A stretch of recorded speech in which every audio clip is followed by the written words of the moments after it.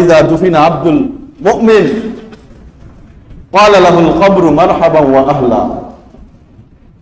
যখন কোন মুমিনকে, কোন নেককারকে, কোন বিশ্বাসী বান্দাকে কবরের মধ্যে দাফন করা হয়, তখন কবর তাকে বলে তোমার আগমন বড় বরকতময় হোক, আহলান সাহলা মারহাবা,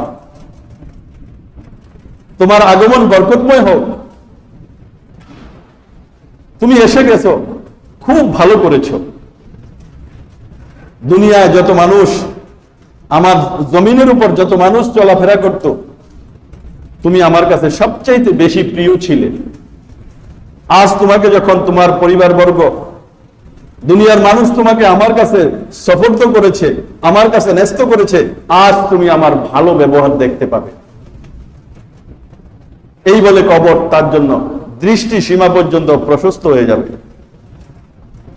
আর তার কবরের মধ্যে জান্নাত থেকে একটা দরজা খুলে দেওয়া হবে, যে দরজার মাধ্যমে জান্নাতের সুশীতল বাতাস, সুগন্ধি তার কবরের মধ্যে প্রবেশ করতে থাকবে।